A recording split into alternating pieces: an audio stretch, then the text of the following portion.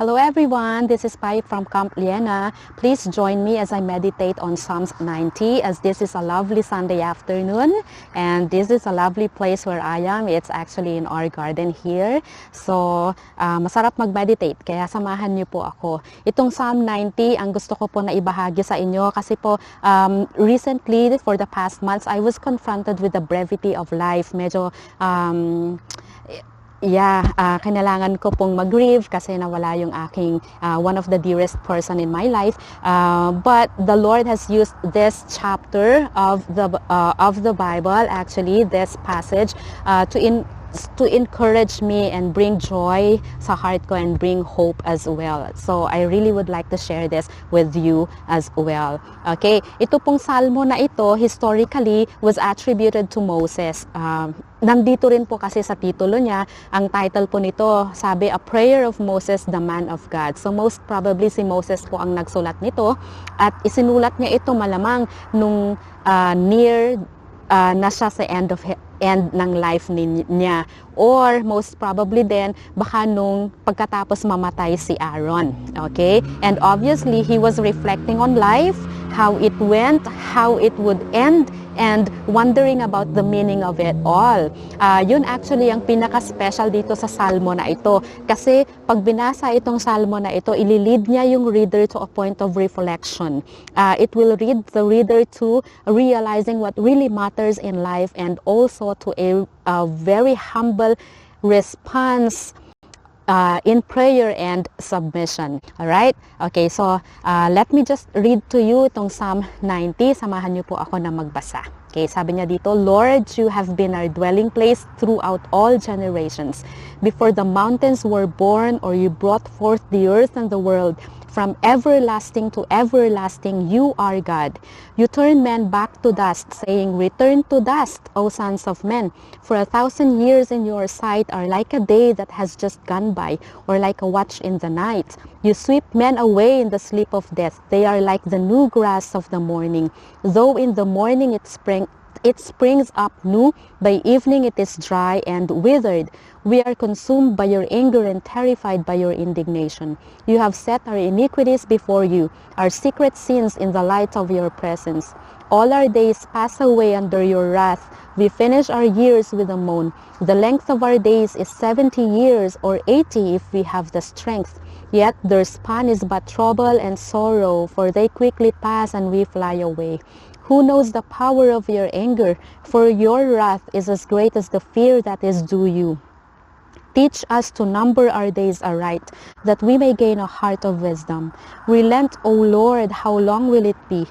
Have compassion on your servants. Satisfy us in the morning with your unfailing love, that we may sing for joy and be glad all our days. Make us glad for as many days as you have afflicted us, for as many years as we have seen trouble. May your deeds be shown to your servants, your splendor to their children.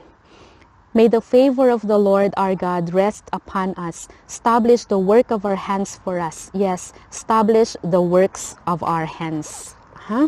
Okay, so ito po, tuwing po ako ay nagre-reflect o kaya po ay nagjo-journal, meron po akong tatlo na pinakamahalaga na bagay na mahalaga at saka basic na katanungan sa akin pong sarili. Una, nakilala ko ba ang Diyos sa araw na ito o sa linggo na ito at paano ko siya nakilala ngayon? Ang pangalawa ko pong tanong, na-realize ko din ba yung mga bagay-bagay patungkol sa aking sarili? Mas nakilala ko ba ang aking sarili ngayong linggo? At ang pangatlo ay, ano naman ang aking response dito sa knowledge na ito, knowledge ng God and knowledge of myself. Dito actually sa salmo na ito, parang ganun din yung kanyang ginawa. Kasi kung atin pong hihimayin, yung una pong parte, verses 1 and 2, it gives us a very, very important realization about who God is and what He is. Yan, patungkol po sa Diyos, yung reality ng Panginoon.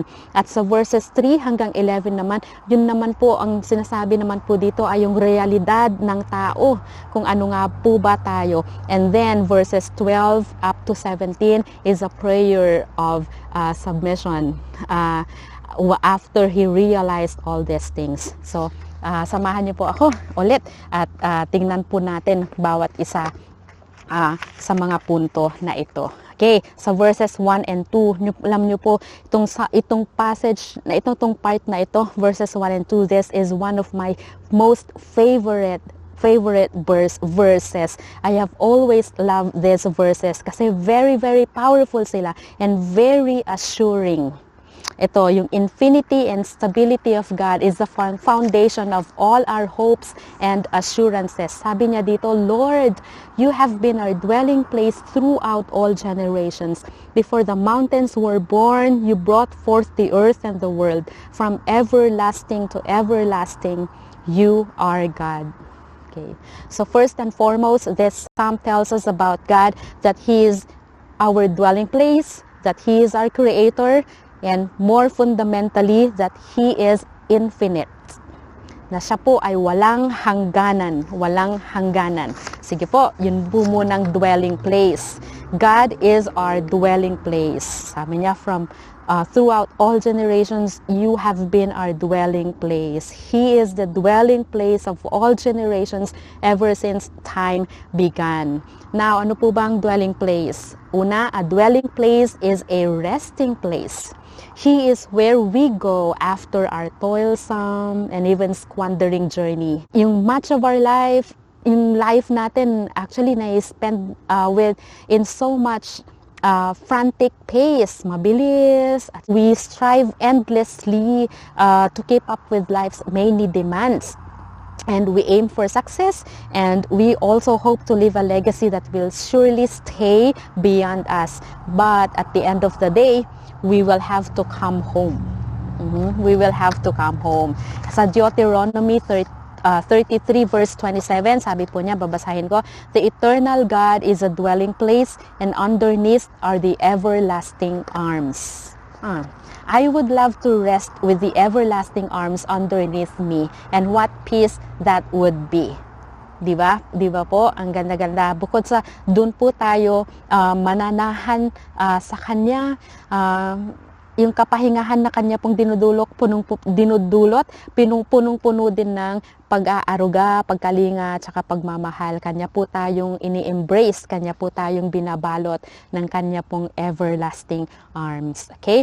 And secondly, a dwelling place is a place of refuge. It is our strong tower. It is our safety. It is our security. It is our shelter. So kahit na ano man po ang dumating ng mga bagyo, literally at saka emotionally sa loob po natin, kahit na ano man pong klase, we have our refuge in Him. We can always hide sa Kanya, and we can always go to Him, and He will provide us with safety and protection.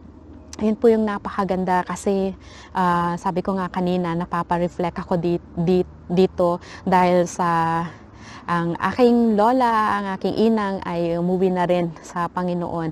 At ito yung ginamit ng Panginoon para i-encourage ako. Well, nagpapahinga na siya sa akin, nasa akin na siya. At hawak ko na siya. Kung ano man yung pagod ni inang sa kanyang buhay. So, ngayon, hawak siya ng everlasting arms. Hindi ako dapat magdrama. Alright, okay. So, it's actually comforting for me. Alright, okay. So, sabi din dito, God is also our creator. Pero itong topic na to on creation, I will discuss further later sa isa pong video. Okay, pag diniscuss po natin yung Genesis 1. At ito po ang isa sa gusto ko pong pagtuunan, that He is our God. He is God from everlasting to everlasting. Gusto ko yun. He is God from everlasting to everlasting. Ito actually isa sa pinaka-paborito ko na pangalan ng Panginoon, pangalan ng Diyos ay El Olam. So God eternal or God everlasting. Ulitin ko yon, El Olam. Okay, hindi siya yung olam ng pagkain, pero ang ibig sabihin nun sa original Hebrew, He is God eternal and God everlasting. Ito pong pangalan ng Panginoon na ito, it teaches us that He created time, so He is beyond time. Wala po siyang hangganan. And all things that we know of may change through time, yet God never does change. Okay, una, itong El Olam or eternality ng God as to time, kung sa oras po, He is endless, He is without beginning and without end, He is eternal, He is timeless. And as to space naman, sa spasyo naman, He is vast, He is immense, He is immeasurable, He is great. Kung gaano kalaki yung universe na hindi natin masukat-sukat sa ngayon, yung mga stars na hindi natin mabilang-bilang, yung layo nito mula sa earth at mula sa sun na hindi natin masukat-sukat, mas malaki pa ang ating Diyos. Mas malaki pa ang ating Panginoon. He is overwhelmingly vast. So itong pangalan na ito, aside from teaching us that He created time, it also teaches us that God is unchangeable and He is stable. Ang sarap nun kasi unchangeable siya, stable siya, eternal siya, unchanging siya. Yung purpose niya hindi magbabago. Timeless yon, and He will not fail to follow through. Kung ano man po ang Kanya pong plinano para sa atin, na Kanya pong mga minamahal na creation at mga anak, He will always see it through. And His name also tells us that He is steady and dependable and trustworthy. He has eternity in view for us, and even when things may fail for us in this part of the world, He is able to abide. Ang sarap nun, kasi kung hindi man tayo makapag-abide sa Kanya dahil sa mga limitations natin tsaka weaknesses natin, He always abides and He can hold us with His everlasting arms and this immense strength and immense gentleness din and immense kindness. Nandun lahat, and ang sarap nun kasi hindi siya magbabago. So dito, isang encouragement sa akin, sige, magbago na yung panahon, may mga mawawala, may mga darating, may mga maiiba dito sa mundo, pero cool ka lang, parang we can be steady, we can be calm, we can be assured, kasi ang Panginoon naman natin nananatili at hawak niya lahat. Siyang may hawak ng lahat. So, yung mga mahal natin sa buhay at pati yung sarili natin na buhay, hawak-hawak niya. Kung meron man tayong mga failings, hindi natin kailangan masyadong mangamba kasi hawak-hawak pa rin niya tayo at tinatago niya ito, kinikip niya, and He will make sure, na kung tayo man limited, siya hindi. Teka lang, iyak muna ako. Okay, balik po tayo. Hindi ako marunong mag-edit ng video, kaya kung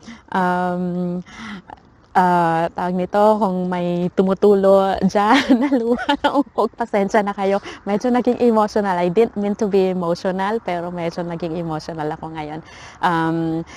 The Lord is still, seeing me through sa process ng grief ko. Pero praise God kasi alam ko na itong mga salita niya na ito ay totoo, gaya nung assurance na hindi siya nagbabago at saka steady siya. Ganun din yung aking assurance ngayon. Ganun din yung sinasabi niya pa rin sa akin na pwede akong kumalma. Di ba? Ang ganda-ganda. Okay, so tuloy po natin.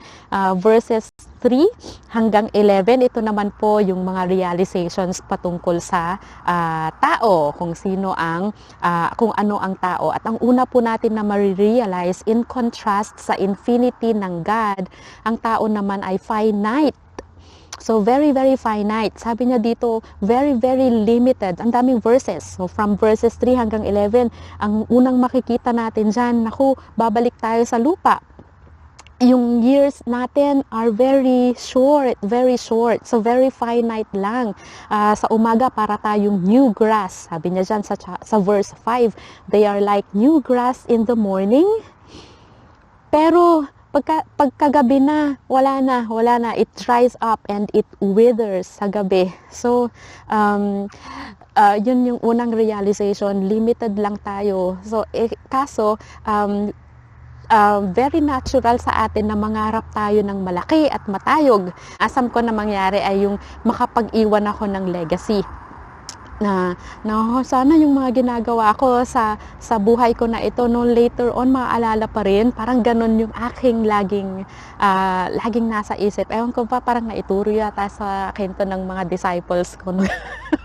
nung kolehiyo ako, yung bago ka graduate ng college, dapat meron kang mga disciples at yung mga disciples mo marunong ding mag-disciple. So parang nadala ko yon sa buhay ko. Gusto ko lagi na meron akong maiwang legacy sa kung saan man at kung saan man ako mapadpad at kung sino man yung aking maka-encounter. Pero madalas hindi naman ganun yung nangyayari. Hindi naman. So mas madalas na encounters natin ay yung mga failures natin, yung mga limitations natin, yung mga bagay na, hindi ko to nagawa. Bakit di ko to nagawa? Hindi dahil sa kulang ang oras, kasi sa totoo lang, kung disiplinado tayo sa oras, meron naman talaga dapat oras sa mga bagay na iyon. Pero maraming dahilan kung bakit tayo confronted doon sa mga limitations sa failures natin na iyon. At ito pa, hindi lamang sa bawat araw na at the end of the day, ang gabi na, parang ayoko pang matulog, gusto ko pang gumawa, kaya we exert more effort, we don't like to sleep. Merong para sa umaga at merong para sa gabi. Actually, naunang ginawa ang gabi, 'di ba? So, gabi sa araw ng mga Hudyo, nauuna ay gabi muna, matutulog muna, magpapahinga. So meron yun dahilan kung bakit ganun ang in-establish ng Panginoon. Kasi kailangan nating matutunan at bumalik doon sa rhythm na yun, na we have to rest our minds, our souls, and even our physical bodies. Kailangan nating matutunang ipagkatiwala sa Panginoon at maintindihan na una sa lahat, si Lord muna yung gagawa, tapos gigising tayo at i-observe na lang natin yung ginagawa ng Panginoon at siya na lang natin siyang we just join Him in what He has started to do while we were sleeping. So maganda yun na topic.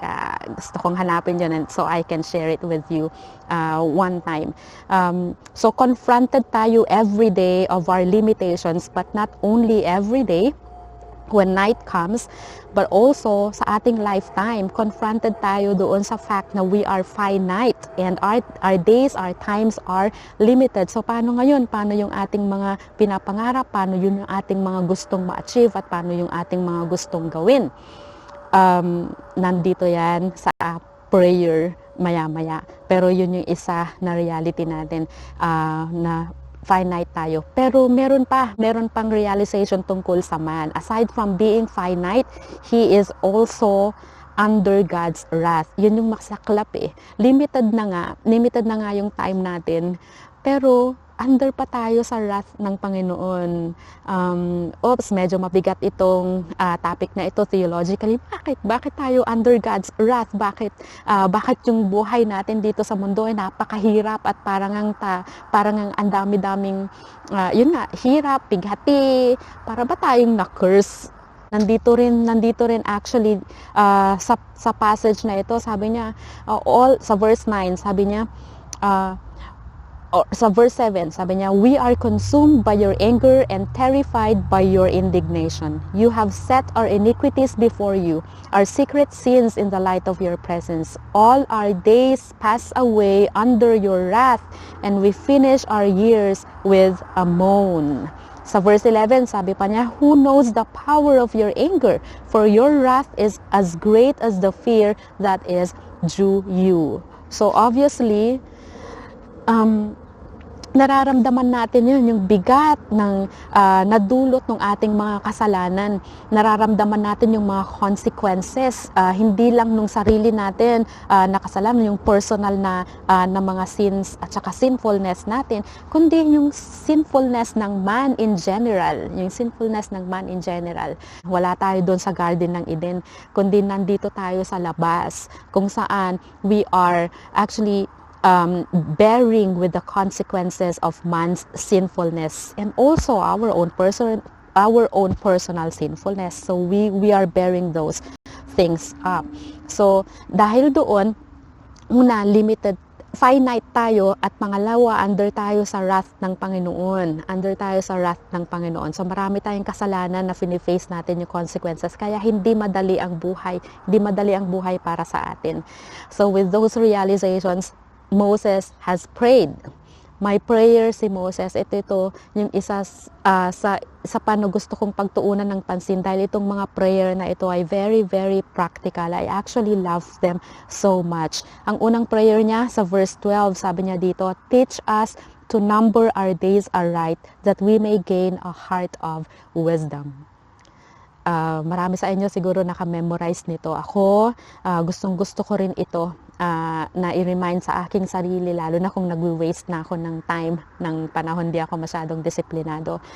Sabi niya dito, teach us to number our days aright, or teach us to count our days aright. Actually, mas maganda na translation nito kasi mas maiintindihan natin pag sinabi na make our days count. Yun. Kasi wala namang kwenta pag bibilangin natin yung araw lang natin o nakailang araw ko na, nakailang birthday ka na, ayan, ang ma-realize lang natin, birthday ko na naman, tumanda na naman ako. Hindi, ang ibig sabihin nitong verse na ito, make your days every day, make your moments count. Because as you make your days count, then you are gaining a heart of wisdom. That means you are being wise. You are being wise. Okay? Isa yun sa prayer. Lord, kung ikaw ay finite at maganda yung iyo namang saloobin, sa'yo kami uuwi later on, pero binigyan mo kami ng kokonti lamang na oras dito sa mundo at mahirap pa yung mga araw na iyon, then Panginoon, tulungan mo kami na maging matalino, maging very wise, nang sa ganon lahat ng araw namin ay, we will make it count. Masisiguro namin na ang araw namin, ang nangyayari ay yung karapat-dapat na mangyari at lalong-lalo na sana ay nagiging kapuri-puri sa iyo. Magandang prayer yon. Teach us to number our days aright that we may gain a heart of wisdom. Okay, pangalawa na panalangin ni Moses, relent, O Lord, how long will it be? Have compassion on your servants, sa verse 13. Dito, parang maaalala natin sa kwento ng buhay ni Moses, yung scenario doon sa golden calf. Ito yung prayer niya noon Lord, relent or repent. Lord, wag mo itutuloy yan. Naging prayer niya ito kasi nagalit ang Panginoon sa mga Israelita. Dahil nung nandoon siya sa bundok at binibigay ng Panginoon sa kanya yung 10 Commandments, binibigay ng Panginoon kay Moses. At ito naman yung mga Israelita naman na nasa baba, ay bigla na lang naisip na wala na yata si Moses at wala naman yata yung God na sinasabi niya. So gawa na lang tayo ng ating Diyos-Diyosan. So sila ay gumawa ng golden calf. Yun. At nagalit syempre doon ang ating Panginoon. At nang dahil doon, sabi ng Panginoon, sige, aalisin ko na sila, eradicate ko na sila lahat. Mag-uumpisa ako ng bagong nasyon mula sa iyo, Moses. Tapos sabi ni Moses, Lord, ayoko, hindi. At ito ang kanyang panalangin. Relent, O Lord. Have compassion on your servant. So, naalala niya pa rin at hanggang sa pinakahuling yugto ng kanyang buhay, ito yung kanyang panalangin. At ito very, very practical na prayer din para sa atin. Kasi with the fact that we are under God's wrath, ang pwede lang natin mahingi sa Kanya if we will be truly poor in our spirit and we would realize that we really have nothing apart from the Lord and apart from His grace and apart from mercy, we will just be consumed. And ano mangyayari sa atin? Wala. Kung hindi maaawa ang Panginoon sa atin, we will just be consumed altogether. Kaya ito yung prayer na pinaka-practical at pinaka-necessary. Lord, please relent, consider, and have mercy and have compassion on us. Naalala ko yung lola ko, bago siya mamatay, nagkaroon siya ng Alzheimer's disease. Pero hindi ako lumaki na kasama siya. So I did not actually had the opportunity to get to know her ng matagal. Pero nung matanda na siya at nagkaroon siya ng Alzheimer's disease, so from the US, inuwi na siya sa amin sa Philippines and we help take care of her. Pero nung wala na siyang maalala, wala na siyang alam gawin at wala na siyang makilala at wala na siyang maalala, lagi pa rin niyang bukang bibig yung word na Ilocano yon. So, Ilocanohin ko. Sabi niya, ay, kasyanak apo. Maawa ka sa akin, Panginoon. Tapos, yun lang, every moment, yun yung sambit-sampit niya. Ay, kasyanak apo, maawa ka sa akin, Panginoon. At that's how I realized na yung lola ko napaka-godly niya.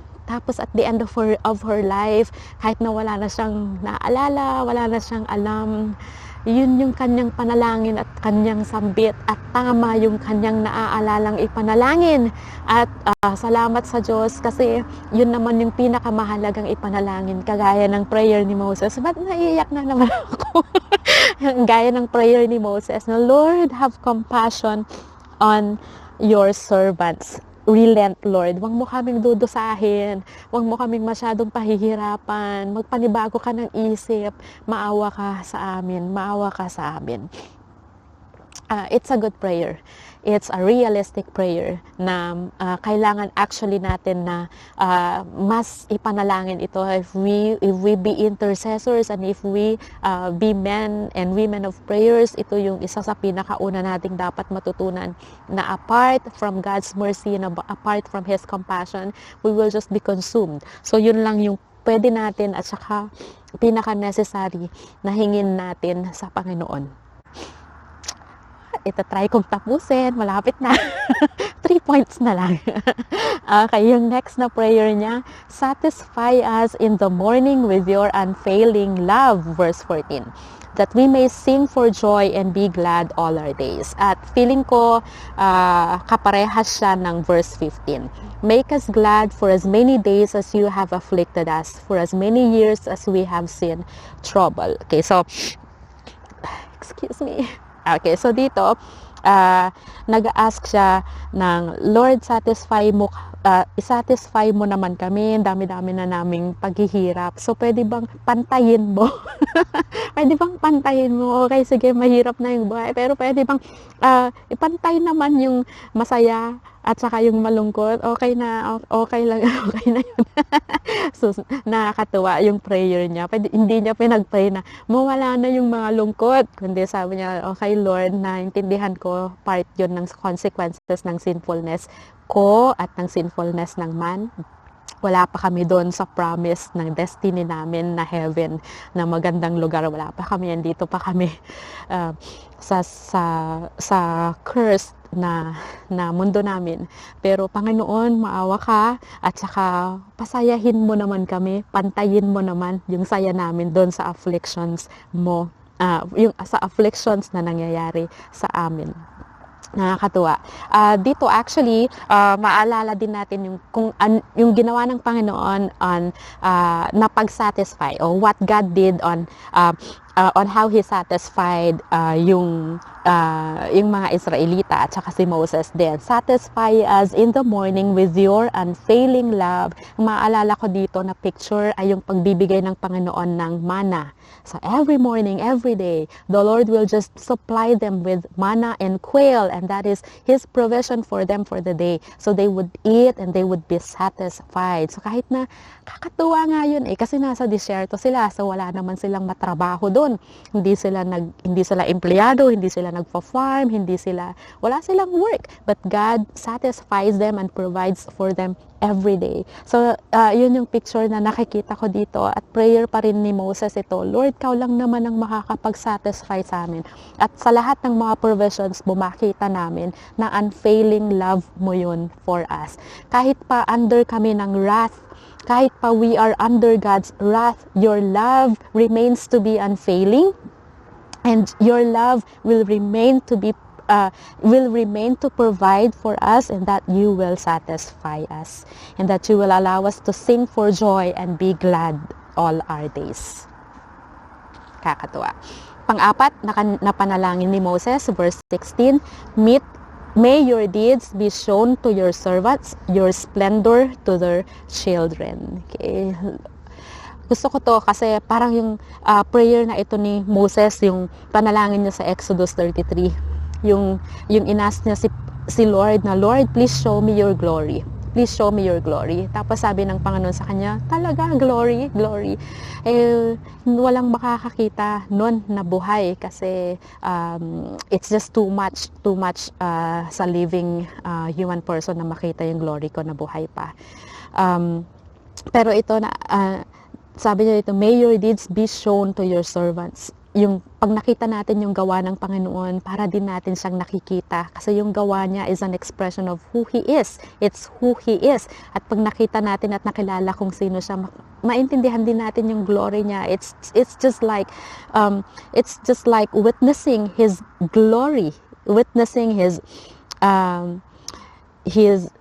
greatness, witnessing His infinity. So, ito, nakakatuwa. Lord, kahit na anong nangyayari sa mundo, bigyan mo kami ng mga testimony na kumikilos ka sa buhay namin. May your deeds be shown to your servants. Bigyan mo kami ng mga kwento, ng mga testimonies na buhay ka at work ka. Yung merong silbi. Ang lahat ng ito merong silbi. Yung aming pong pananampalataya sa iyo, merong silbi. Yung aming panalangin sa iyo, dahil ipapakita mo na kumikilos ka pa rin. So in the midst ng mga realities ng buhay, maganda man o pangit, natututunan man natin ngumiti o kaya kahit nasa pag-iyak natin, ang hihilingin natin, Panginoon, kahit doon sa pinakamalulungkot na mga bagay, pakita mo nang kumagawa ka dahil yun ang aming kwento. May your deeds be shown to your servants. At ito pa, gusto ko tong part na to, and your splendor to their children. So, yung infinity ng Panginoon, kahit tayo are limited, pwede niyang i-extend yung kanyang infinity, yung kanyang grace, yung pagiging limitless niya sa ating mga anak, sa ating mga apo, sa mga mahalaga sa atin sa buhay. Kaya pwede tayong hindi mangamba masyado na, Lord, very limited ako, taas marami akong weakness, so paano yung gusto ko na makapag-iwan ng legacy? So, pwede akong hindi mangamba kasi ang Panginoon mismo ang magpapakita ng splendor niya sa aking mga anak, sa mga kaapu-apuhan, from generation up to the next generation and to the next.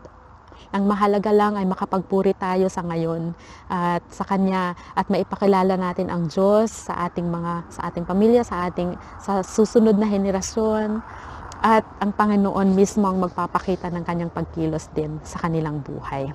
Okay, so bago magdilim, panglima at pinakahuli na panalangin ni Moses, verse 17, May the favor of the Lord our God rest upon us. Establish the work of our hands for us. Yes, establish the work of our hands. Isa din ito sa paborito ng mga tao na ipag-pray, paborito ng mga Kristiyano, at minsan favorite din na i-quote. I can't deny, I really like this verse, and maraming beses pag may gusto akong gawin or may mga projects ako, may mga gusto akong i-accomplish, ito rin yung aking panalangin. Pero gusto ko to, establish, sabi niya. Pabor niya lang yung mag-establish tayo because of our limitedness and weaknesses. Yung mga ginagawa natin dito sa mundo, kahit napaka-grand niyan, mawawala tsaka makakalimutan mawawala tsaka makakalimutan. So minsan nga ma-realize natin na papakapagod lang tayo, pero actually temporal naman tong mga to, hindi naman eternal. Pero yun nga kapag ang Panginoon ang mag-i-establish ng mga works natin, then we can be sure na it's not for temporal achievements, but it has an eternal perspective. So eternal din ang kanyang effect. Doon ngayon tayo parang doon ngayon na i-establish yung infinity ng God sa atin na kanyang mga anak. Because He Himself will uphold yung mga works natin, gaano man ka-limited dito. He Himself will uphold it. He will remember it. At dahil naaalala niya at siya ay infinite, sapat na yon. Maaalala niya at i-establish niya yung works ng hands natin. As long as tayo naman Ang ating naman pong obligasyon ay let's make sure na yung mga ginagawa natin dito ay merong namang eternal na perspective. Hindi yung para dito lang. Kasi yung mga temporal things na gusto nating i-achieve, wala naman talagang saysay. Mawawala lahat. Para lang siyang grass na meron sa umaga at mag-wither naman sa hapon. So it's an exhortation for us to always connect our lives to this infinite God. Kasi kapag nakakonekta tayo dito sa infinite na Panginoon na ito, eternal God, eternal, magkakaroon ng saysay, magkakaroon ng meaning, lahat ng ating mga pagsisikap, lahat ng ating mga pagpapagal, lahat ng ating mga ginagawa. So, there you go. So that's Psalm 90 again. Summary, itong sinasabi ng salmo na ito, una, patungkol sa Diyos, that God is infinite. He is our dwelling place. He is our creator. At pangalawa naman, ang reality tungkol sa tao, that we are finite and that we are under God's wrath. Kung kaya naman, mainam na ang response natin sa buhay ay panalangin. At ang panalangin na ito ay hindi basta panalangin, kundi panalangin na may submission at may humility. Ang unang panalangin natin, Lord, make our days count. Hayaan mo na yung bawat araw namin ay bibilang at merong ma-accomplish at nawa ay para ito sa iyong kapurihan. Pangalawa, Lord, matuto kami na humingi ng awa sa iyo. Dahil kung hindi namin ma-realize na apart from your mercy, apart from your compassion, we are just consumed and we are nothing. Kawawa naman talaga kami. At pangatlo na panalangin, Lord, satisfy mo kami in the morning. May we sing that we may sing for joy and be glad all our days, and make us glad for as many days as you have afflicted us. Balance, Lord, balancing buhay, at ma-realize namin na ikaw talaga ang nagpo-provide at ikaw ang nagsasatisfy sa amin. At yung binibigay mong ito, lahat ng provisions mo is an expression of your unfailing love. Ang pang-apat na panalangin, na ipakita mo ang iyong gawa. Give us testimonies of your goodness and of your greatness. Sa anuman antas kami ng amin pong buhay, sa anumang lugar kami ng amin pong buhay, Panginoon, give us testimonies that you are at work, because you are indeed at work. You are truly at work. And as we witness for you, may the next generation come to know this as well. Come to know you as well. At yung pangatlo, ito yung pinaka-connection natin sa Panginoon. Establish mo, Lord, yung works ng hands namin. I-help mo kami na mag-isip, magkaroon ng perspective na eternal, hindi lamang yung pang-temporal. Tulungan mo kami na habang kami, anuman po ang ginagawa namin dito, ay hindi lamang iniisip yung para sa ngayon, kundi isipin din kung ano ang silbi nito sa kingdom mo at para sa aming pagpupuri sa iyo. And indeed, this is my prayer for all of you in whatever stage you are in your life and whatever you are going through. May it be grief, may it, gaya ko, madrama ako ngayon, or may it be joy. And I like to say, I'm happy for you kung nakakaranas ka ng joy. And ang prayer ko para sa inyo is, may your days count and may the Lord establish the works of your hands.